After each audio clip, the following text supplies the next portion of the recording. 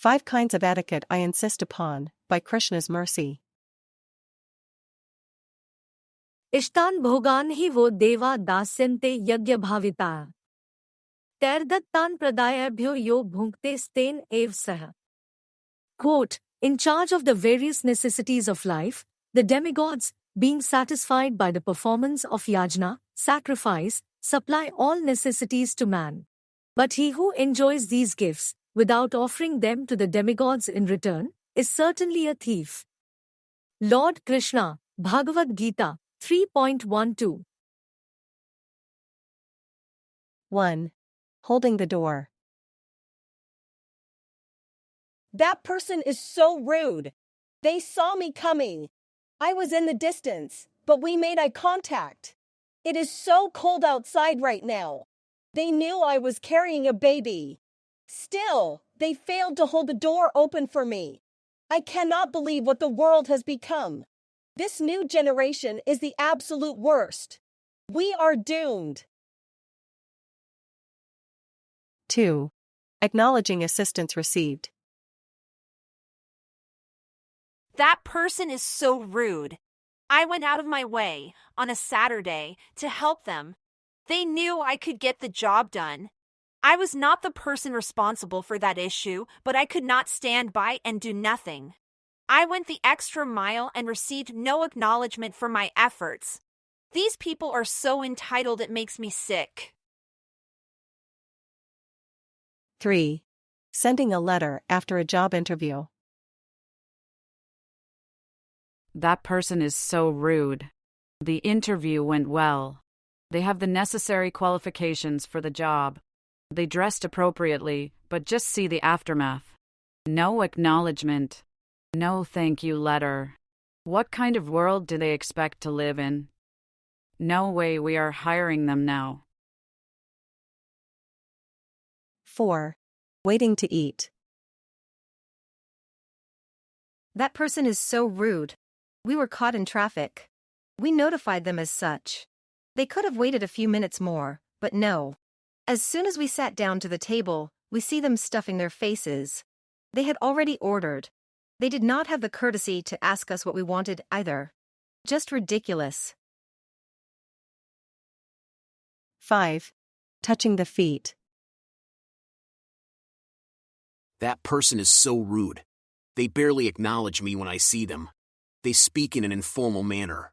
They fail to address me with words recognizing my position relative to them. In my childhood, I would have been beaten severely had I been this disrespectful towards elders. These kids are glued to their games and smartphones now. They don't care about anyone else. It is sad to see. Upon reviewing the standards set by those following bhakti yoga, devotional service, the outsider may find the rituals, regulations, and strict attention to detail to be odd, out of place, or practically useless. They may offer commentary along the following lines. Why do you care so much? Who do you think is actually watching you? You spend your entire day bowing down. Sorry, the correct word is prostrating. It is a sign of respect, but what have these people done for you that they deserve such allegiance? It is a little ridiculous. It is a giant waste of time, if you ask me. It will make no difference in the long run. From studying Vedic culture, we see that this offering of respect begins from the time of birth. The child is junior to practically everyone else in the family. This means that at each greeting there is the touching of the feet. The same takes place during departure. The children should show respect to the parents. They should respect the teachers. The wife obeys the husband. The husband pays respect to the local administrator. The local leader pays tribute to the leader of the larger area. The respect continues up the chain until you have reached those situated above the clouds. If a person is skeptical as to the purpose, then there is an easy way to understand. The respect is appreciation. My situation in life does not maintain itself. I am comfortable right now, seated in front of a computer, with the temperature in the room automatically maintained through digital controls. I think that everything is set because of my own work, but so many other forces must first cooperate. There are the other people living in the same home, i.e. my family members. There are other people within the community. They must agree to obey the laws. There is law enforcement, which should avoid crookedness and be courageous and brave to stand up to aggressive forces. There is also nature itself. A hurricane, a tornado, an earthquake, or any other severe weather event can wipe out an area in minutes. I have no control over such miseries, which are often referred to as acts of God. Even if I have no information as to the mechanisms involved to maintaining nature, I am fortunate to not be attacked. All of this means that there is sufficient justification for showing appreciation. If a person disagrees with the tendency to appreciate what others do, just see how much they insist upon it for their own dealings. There are so many areas where the slightest breach of etiquette leads to tension and strained relationships. As laid out in Bhagavad-gita, the grateful person always remembers the blessings they receive. They follow yajna as a matter of duty. They sacrifice because they understand that the water which falls from the sky is ultimately responsible for the continuation of life. They would never be able to eat were it not for some higher power providing that which is needed.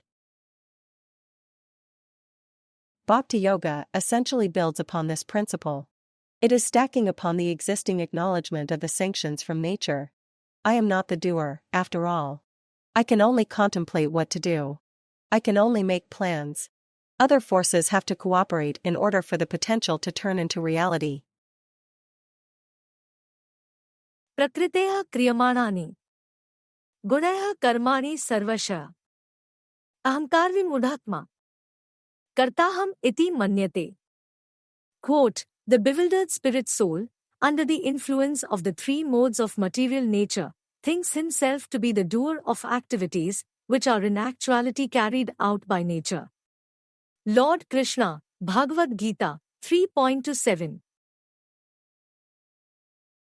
Devotional service is showing appreciation to the benefactor of the benefactors, the highest person of all, the one from whom the universes emanate, the one who conducts the work of the world without any impact in karma, the one who remains unaffected, aloof from the changes constantly taking place, but who is still kind enough to remain my well-wisher. न च मा तानि कर्माणि निबध्नन्ति धनञ्जय उदासीनवद आसीनम् असक्तं तेषु कर्मसु. Quote, O Dhananjaya, all this work cannot bind me. I am ever detached, seated as though neutral. Lord Krishna, Bhagavad-gita, 9.9. Others may consider the devotees to be foolish to be so conscious of who is helping them, but the intelligent person never fails to show appreciation.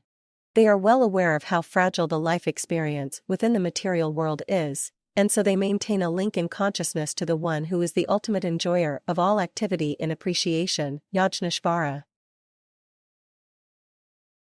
In closing, right now living well. At peace with stories to tell. Warming the room with a heater. Riding comfortably in 7-seater. Foolish to think of my own to do. Higher forces responsible who? Culture and constant appreciation set. That ultimately from Krishna to get.